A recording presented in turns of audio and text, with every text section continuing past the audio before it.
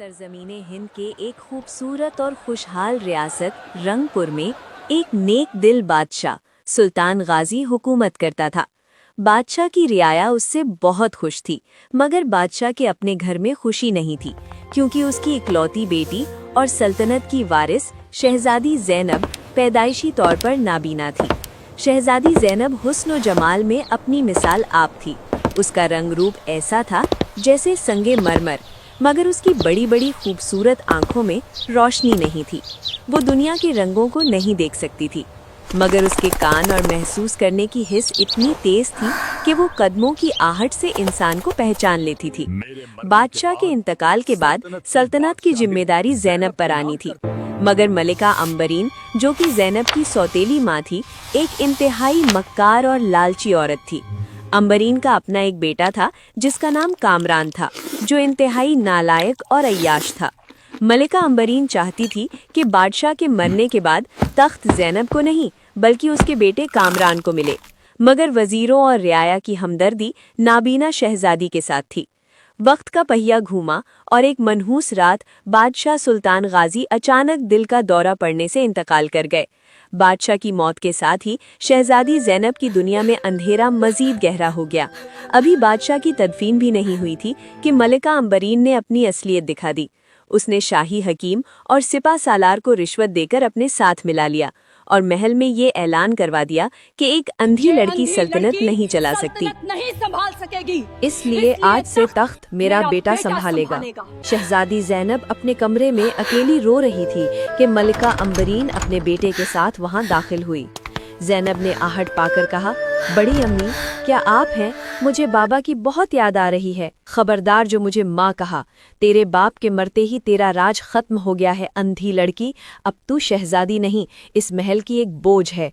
मलिका ने उसी वक्त सिपाहियों को हुक्म दिया कि इस अंधी को अभी इसी वक्त गाड़ी में डालो और रियासत की सरहद से दूर घने और ख़तरनाक जंगल वादिये मर्ग में फेंकाओ, ताकि ये वहीं भूख और प्यास से मर जाएं।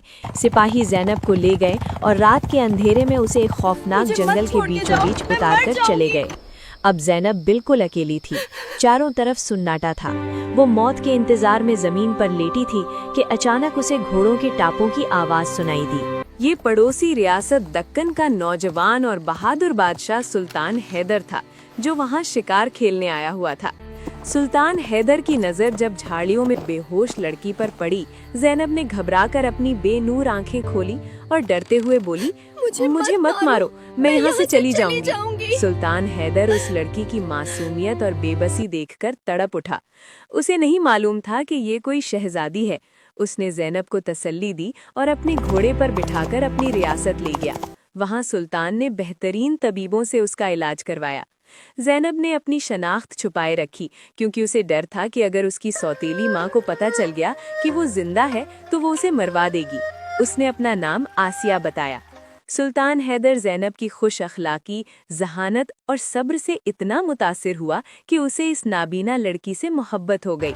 सुल्तान ने ज़ैनब से शादी कर ली और यूं वो भटकती हुई शहजादी एक बार फिर मलिका बन गई। मगर ज़ैनब के दिल में एक ही ख्वाहिश थी कि वो अपनी आंखों से दुनिया देख सके और अपने बाप के कातिलों को सजा दे सके। एक दिन रियासत में एक बहुत बड़े और माहिर चश्म यानी आंखों के डॉक्टर हकीम आए थे, जो दूर देश से आए थे। सुल्तान हैदर ने उनसे ज़ैनब की आंखों का मुआयना करवाया। हकीम ने कहा, बादशाह सलामत, उम्मीद है कि एक पेचीदा ऑपरेशन के बाद इनकी बीनाई वापस आ सकती है। सुल्तान ने फौरन इलाज की इजाज़त दी। कई हफ्तों तक ज़ैनब की आंखों पर पट्टियां बंधी रहीं। पूरा महल दुआएं कर रहा था। आखिरकार वो दिन आ गया जब पट्टियां खुलनी थी। कमरे में सुल्तान हैदर और ज़ैनब मौजूद थे। हकीम ने जैसे ही आखिरी पट्टी खोली, ज़ैनब ने आहिस्ता आहिस्ता अपनी पलकें उठाईं। पहले उसे सब धुंधला नजर आया, फिर आहिस्ता आहिस्ता तस्वीर साफ होती गई। उसने जिंदगी में पहली बार अपने सामने खड़े सुल्तान हैदर को देखा। खुशी के मारे उसकी चीख निकल गई, मैं देख सकती हूँ, मैं देख सकती हूँ। सुल्तान की खुशी की कोई इंतहा न थी। अब ज़ैनब ने सुल्तान को अपनी असलियत बताई कि वो कोई आम लड़की नहीं बल्कि रंगपुर की शहजादी ज़ैनब है, और किस तरह उसकी सौतेली माँ ने उसे मरने के लिए जंगल में फेंक दिया था। ये सुनकर सुल्तान हैदर का खून खौल उठा। उसने उसी वक्त फौज तैयार करने का हुक्म दिया। اگلی صبح سلطان حیدر اور ملکہ زینب ایک عظیم لشکر لے کر رنگپور پہنچے۔ رنگپور کے حالات بہت برے تھے۔ ملکہ امبرین اور اس کے بیٹے نے ظلم کا بازار گرم کر رکھا تھا۔ رعایا بھوکوں مر رہی تھی۔ جب انہوں نے حملہ کیا تو امبرین کی فوج جو پہلے ہی تنگ تھی، انہوں نے ہتھیار ڈال دیے۔ ملکہ امبرین تخت پر بیٹھی تھی۔ جب اس نے زینب کو زندہ اور صحیح سلامت دیکھا تو اسے اپنی آنکھوں پر یقین نہیں آیا۔ وہ بھوت سمجھ کر ڈر گئی۔ زینب نے گرجدار آواز میں کہا، امبرین، تیرا ظلم ختم ہوا۔ دیکھ، جس خدا نے مجھے جنگل میں بچایا، اسی نے مجھے میری آنکھیں بھی واپس دیں اور میرا تخت بھی۔ ملکہ امبرین اور اس کے بیٹے کامران کو گرفتار کر لیا گیا۔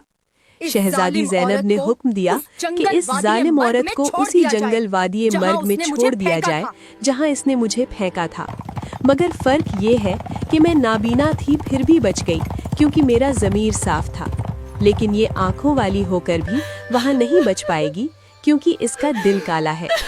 ظالم سوتیلی ماں کو اس کے انجام تک پہنچایا گیا اور شہزادی زینب نے اپنے شوہر سلطان حیور کے ساتھ مل کر اپنی ریاست کو دوبارہ خوشحال بنایا، اور یوں ثابت ہوا کہ ظلم کتنا ہی طاقتور کیوں نہ ہو، مظلوم کی آہ عرش ہلا دیتی ہے۔